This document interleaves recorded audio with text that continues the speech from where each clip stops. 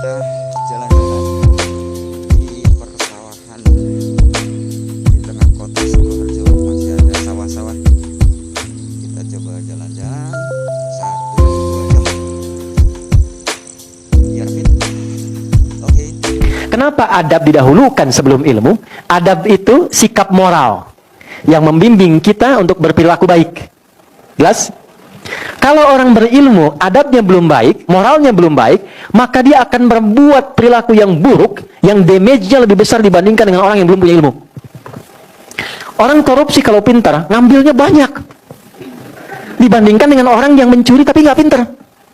Ya kan? Kijang-kijang, nanti durian disimpan di sini ya, tuh. Ya, banyak motifnya. Dan damage-nya lebih banyak. Sama, jangan dikira orang yang punya pengetahuan tapi minim adab, jangan dikira bermanfaat, merusaknya akan banyak. Ya, akan banyak. Siapa yang banyak memberikan fatwa-fatwa yang keluar buruk dan itu mencelakakan. Betapa banyak orang belajar tapi kemudian setelah belajar berselisih. Ada yang mencela si fulan, ada yang mencela si fulan. Ada yang suami baru ngaji pulang mencela istri, istri baru ngaji bid'ahkan suami. Dan yang paling menarik adalah ketika kita belajar kan untuk menyatukan, yang kurang kita tutupi, yang lebih kita turunkan atau disamakan. Tapi bisa terjadi demikian. Apa yang salah? Adab. Maka Islam datang untuk melatih adab terlebih dahulu, dan saat yang bersamaan ilmu diberikan. Jadi tidak harus nunggu 16 tahun. Itu bersamaan. Karena saat berajar adab pun sedang belajar ilmu, ilmunya khusus adab. Karena itu para ulama itu mendahulukan pelajaran adab. Saya heran kalau ada pendakwah, dai yang menghina, memaki. Belajar dari mana?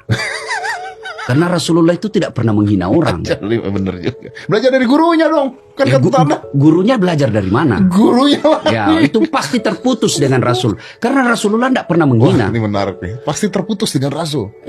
Dari mana dia belajar? Rasulullah jangankan kepada sahabatnya, kepada lawannya saja. Coba ketika di Taif, Rasulullah dilempari sampai berdarah. Datang malaikat Jibril menawarkan bantuan. Ya Muhammad, sudah keterlaluan orang Taif. Saya diperintah Allah, kau berdoa saja aku hancurkan ini. Kira-kira kalau saya Das'at sudah keterlaluan ini. Ada tentara satu peleton. Gimana Das'at? Ratakan. Tapi Nabi tidak. Tidak, betul. Nabi katakan jangan. Kalau Allah ingin mendengar doaku, saya mau berdoa. Berikan mereka hidayah. Adab lebih awal daripada mencari ilmu. Dengar ini baik-baik dan praktekkan dimanapun juga. Jagalah adab dan akhlak kita di dalam mengarungi hidup ini. Dari mana seseorang bisa beradab, berakhlak baik? Kuncinya adalah dari hati. Hati yang bersih.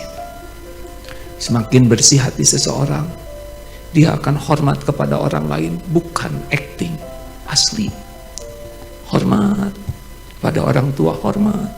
Karena sudah jadi jalan kita jadi manusia, sudah jadi jalan rezeki, jalan ilmu, jalan kasih sayang. Dan itu nyata. Setinggi apapun ilmu, sebanyak apapun hafalan Quran, sehebat apapun gelar, kalau kehilangan adab pada orang tua, kehilangan keberkahan, itu ilmu tidak berguna. Karena ilmu yang berguna itu, ilmu yang bermanfaat itu, ciri khasnya adalah semakin dekat dengan Allah. Ciri orang yang dekat dengan Allah, hatinya bersih.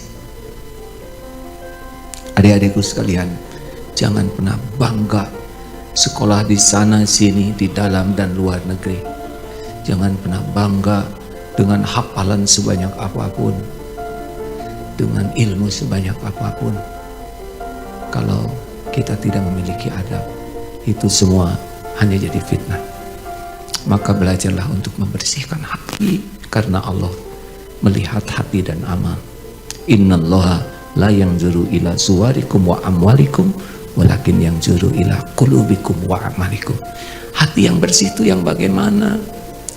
Hati yang bersih, adik-adik orang itu akan memiliki adab bagus. Hati yang bersih itu adalah orang yang betul-betul hatinya tuh sadar dan yakin bahwa dirinya ini ciptaan Allah. Kiba, kanal informasi baru Anda.